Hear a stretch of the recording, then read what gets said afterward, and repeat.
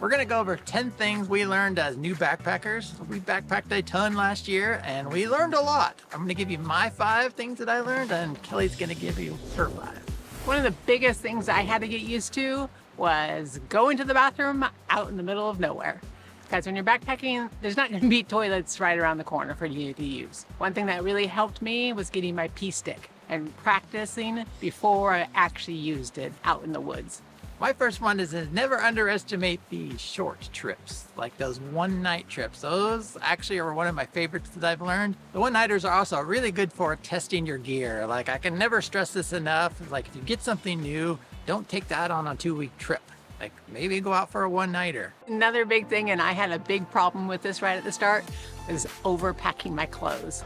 I ended up having extra shirts, another extra pair of pants, plenty of underwear, and you know what? Besides the underwear, I didn't end up changing a lot of my other clothing. So overpacking, definitely try not to do that. My next one is water management. I never honestly thought it would be such a big deal to have to worry about water. It is incredibly heavy, and if you have to carry multiple liters of water, your backpack quickly becomes very heavy. You really need to plan ahead, at least the best you can, because you don't want to carry a whole pile of water when there's water just right around the corner. And my next one is something that can help you actually find some water. Another big thing for me, at least, was snacks. Have lots of snacks. Nothing's worse than hiking miles on miles and being hungry. So if you have snacks, you can put them in your little side pockets or your little pouches. Easy to grab, take a little break, have a snack, and then keep on hiking. My next item has to do with trip planning. There are multiple apps out there that can be very helpful when it comes to trip planning. The first one I like is FarOut. For some of the big trails, like when we did Rainier, that has like all of the places where you can get water, all the places where you can go to camps. And not only that, but it has like updated kind of trip logs for people. It can give you a better idea of where water's gonna be and how far you're gonna have to go between each step. The next app is AllTrails. It's very similar to FarOut. I think FarOut is kind of more geared toward the long distance hikers and backpackers, where AllTrails is more kind of focused on hikers, but there's a pile of information in AllTrails. Even if a lot of the logs aren't geared toward backpacking, you'll still find little tidbits of information like, oh, we passed a stream here, and you know, this is where the lake was. It was really nice.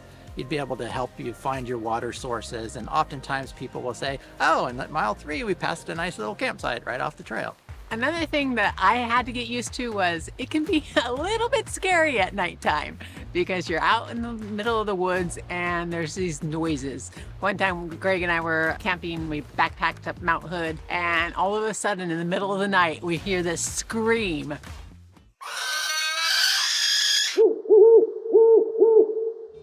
And we're like, oh my goodness, what was that? Fortunately, I think it was an owl, but it is still a little jarring. So you need to really prepare yourself. There are going to be some weird sounds at night, and it can be just a little bit scary. Another thing I wasn't quite prepared for was the buzzword of ultralight. I am kind of a gear person, and when I did all the research, everything I saw was ultralight this, ultralight that. When you get into the ultralight stuff, the price goes through the roof. I think some of it is just like astronomically priced. But being ultralight can really have some great benefits on your trip. Made it almost to the top of Ipsit Pass. It was a crazy ass climb. And it's in the full sun, so that makes it even worse. You can tailor your trip to your gear size. Like if you're carrying a really heavy pack, maybe you can only hike a couple miles. That's totally fine. Find a camp that's only a couple miles away. You can always upgrade your gear over time. The other thing would be testing your food. Because if you're going to be taking these dehydrated packs, because there's a ton of them, you're going to want to maybe test it out first and see if you actually like that. We didn't listen to our own advice. We were out backpacking once and we had a dehydrated meal and it was disgusting. Being hungry and not having any food to eat is terrible. So you want to go ahead and test out the food first to make sure you like it, make sure it sits well with your stomach, and be edible. My next one has to do with cold soaking, and honestly I had never heard of this before. I'd read a few things about it online here and there, but I kind of just dismissed it because it's always nice to have nice warm food. On one of our trips this last summer, we actually ran out of fuel and we were out in the middle of nowhere, had 0 fuel. Just a hot tip, take extra fuel with you. We ended up just cold soaking it, not because we wanted to, because we had to. And honestly, it turned out to be actually really good. If you don't know what cold soaking is, it's really just rehydrating your food without a stove. We just took our meal in your bag You dumped whatever water you needed in there. You'd throw it in your backpack while you're hiking or if you're at camp.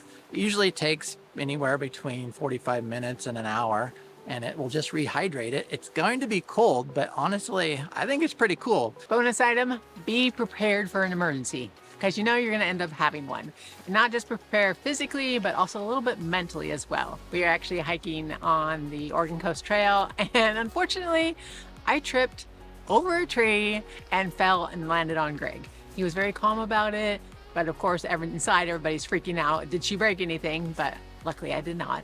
So just prepare yourself mentally for what you would do in an emergency.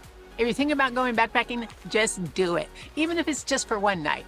Hopefully some of these tips will be helpful to you. Go check out this video next. You can find us at explorertrekadventure.com, and we'll see you next time.